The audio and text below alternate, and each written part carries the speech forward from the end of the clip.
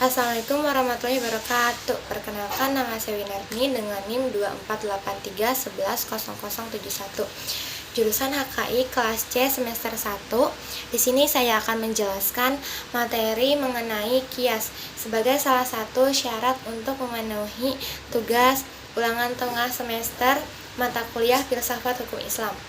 Dalam materi kias ada 3 poin yang akan dijelaskan, yaitu 1. Pengertian kias, 2. Dasar penggunaan kias, 3. Rukun kias. Langsung saja.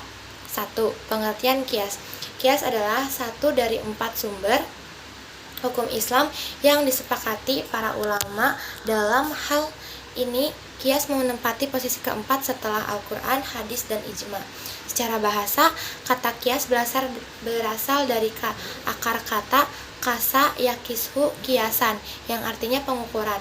Para ulama usul fikih mendefinisikan kias dalam redaksi yang beragam namun memiliki makna yang sama. Menurut istilah, kias adalah menyamakan sesuatu yang tidak memiliki nas hukum dengan sesuatu yang ada.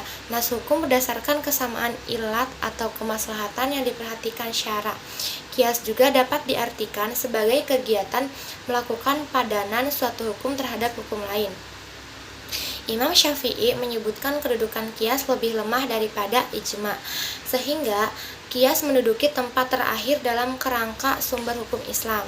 Dalam kitab Ar-Risalah karangannya Imam Syafi'i mengatakan bahwa antara kias dan ijtihad adalah dua kata yang bermakna satu. 2. Dasar penggunaan kias.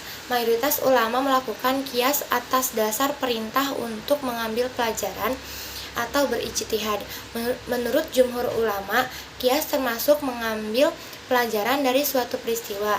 Dikutip dari buku Kias, sumber hukum syariah keempat oleh Ahmad Sarwat dalam kias juga merujuk pada surat An-Nisa ayat 59, yaitu perintah untuk kembali kepada Allah dan Rasul, yang berbunyi, ya ayyuhallazina amanu atiullaha wa atiul rasula wa ulil amri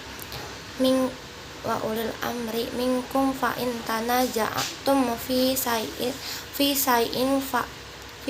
faruduhu ilallahi wa rasuli in kuntum tu'minun billahi wal yaumil akhir zalika khairal wa ahsanu ta'wil, yang artinya, wahai orang-orang yang beriman, taatilah Allah dan taatilah Rasul atau Muhammad dan ulil amri, pemegang kekuasaan di antara kamu. Kemudian, jika kamu berbeda pendapat tentang sesuatu, maka kembalikanlah kepada Allah, Al-Quran, dan Rasul, sunnahnya.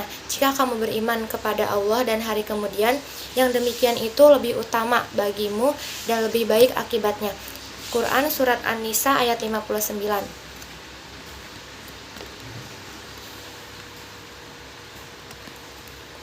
Dalam tafsir Mafatih Al-Ghaib, Al-Fa'ru Ar-Razi menafsirkan bahwa maksud dari mengembalikan urusan kepada Allah dan Rasul dalam ayat tersebut adalah perintah untuk menggunakan kias.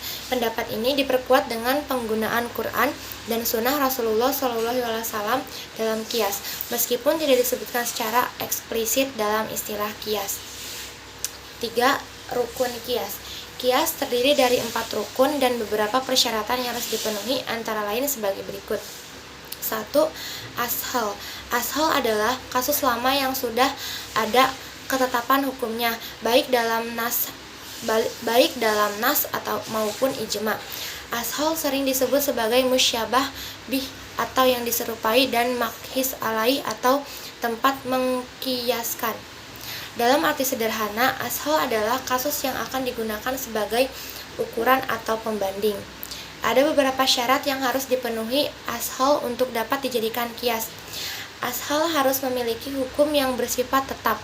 Ketetapan hukum tersebut harus berdasar pada jalur sam'i syar'i, bukan akli. Jalur ini juga digunakan untuk mengetahui ilat pada ashal. Selain itu, ketetapan hukum pada ashal harus bukan berdasarkan kias, melainkan karena nas atau ijma. Ashal juga tidak diperbolehkan keluar dari aturan-aturan kias. Kedua, far'u. Far'u adalah kasus yang akan dicari hukumnya atau disamakan dengan kasus yang sudah ada hukumnya. Beberapa syarat yang menjadikan far'u dapat ditetapkan dalam qiyas antara lain, far'u belum memiliki hukum yang ditetapkan berdasarkan nas atau ijma. Harus ditemukan ilat ashal pada far'u dengan kadar sempurna dan tidak boleh kurang dari kadar ilat yang terdapat pada ashal. Yang ketiga, hukum ashal. Hukum ashal adalah hukum syara yang ditetapkan oleh nas dan dikehendaki untuk menetapkan hukum terhadap far'u.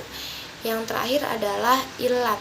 Secara bahasa, ilat dapat diartikan sebagai hujah atau alasan. Ilat menjadi landasan dalam hukum ashal. Dalam pengertian lain, ilat disebut juga dengan kemaslahatan yang diperhatikan syara. Inilah yang menjadi salah satu pertimbangan dalam melakukan qiyas. Sekian penyampaian dari saya, selebihnya mohon maaf. Wassalamualaikum warahmatullahi wabarakatuh.